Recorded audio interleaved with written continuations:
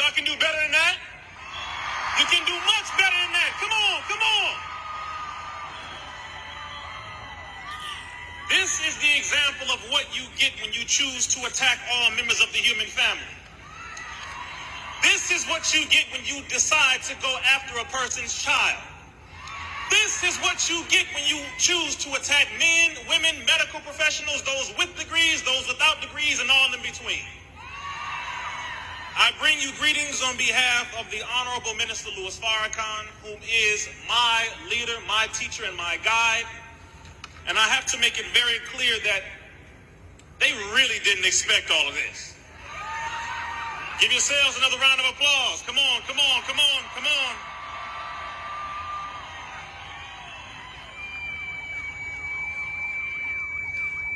It says in the book of Psalms 133, how good and pleasant it is when brothers dwell together in unity.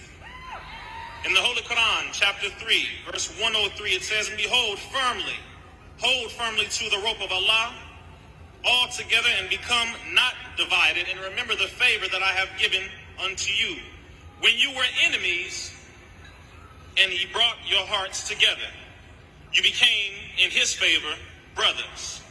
The most honorable Elijah Muhammad said, our unity is more powerful than a hydrogen or an atomic bomb. And the Honorable Minister Louis Farrakhan said that we should argue over religion after we are free. I have to make this very clear that please give another hand to Robert Kennedy Jr. and all of those who spoke before me. You can do better than that. Come on, show some love. Come on, come on.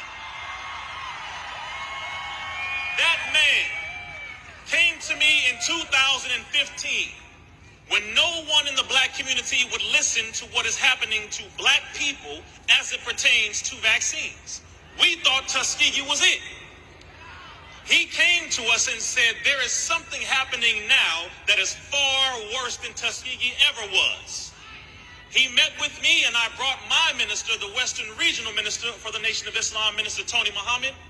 Once we received that data, we brought that information to the Honorable Minister Louis Farrakhan. Once he received the data, he said, Mr. Kennedy, not only am I going to bring this information to our community, but I'm going to bring it to the entire world. And he did at the 20th year anniversary of the Million Man March.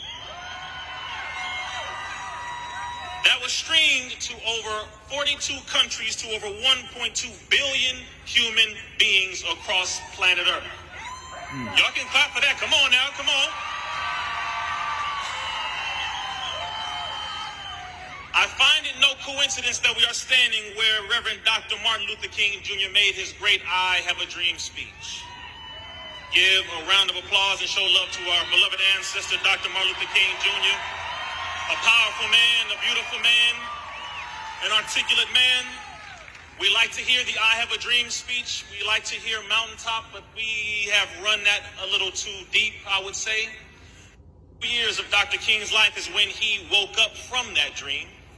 He was interviewed in 1967 on NBC, and he said, I must confess that that dream I had has in many ways turned into a nightmare. And this is one of the circumstances that he was referring to. What would cause a Muslim, a Christian, and the members of the Jewish community to stop arguing? You can laugh. It must be something pretty big. This circumstance has made Satan obviously the one who has declared war on all of humanity. Is that right? Is that right?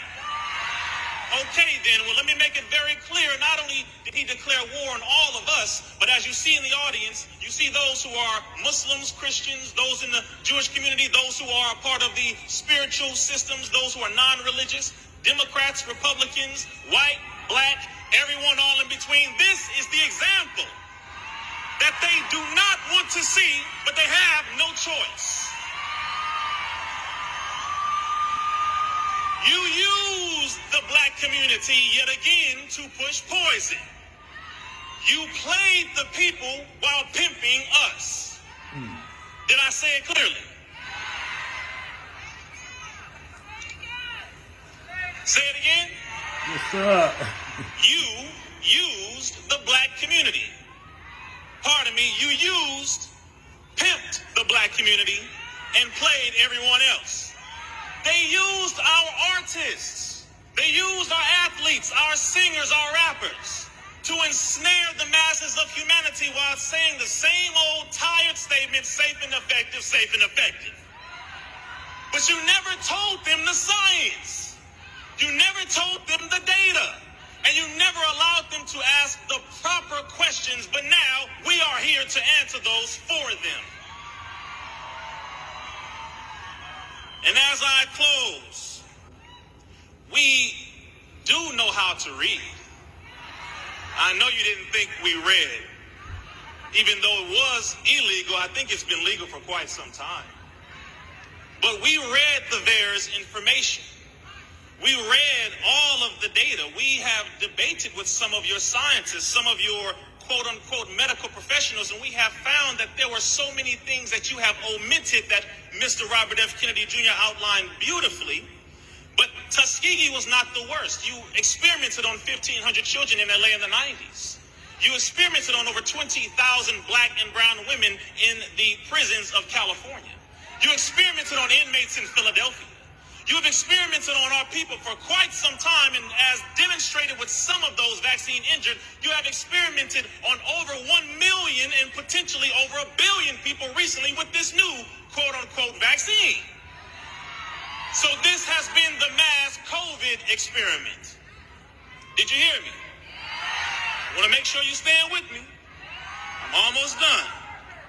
The Honorable Minister Louis Farrakhan, in his July 4th, 2020 address called The Criterion, he stated, quote, "If you attempt to force this on us, we will take that as a declaration of war."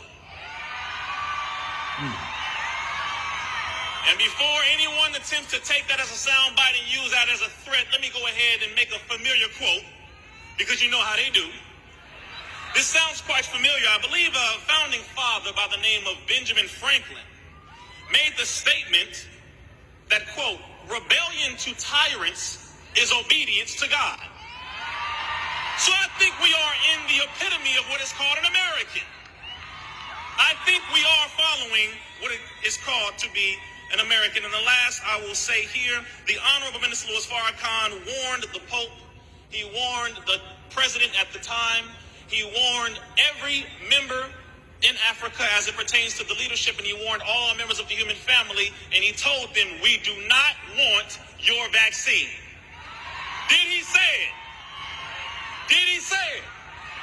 Did he say it? So he is not one, as the Most Honorable Elijah Muhammad taught him. He said, don't speak for one, speak for the whole.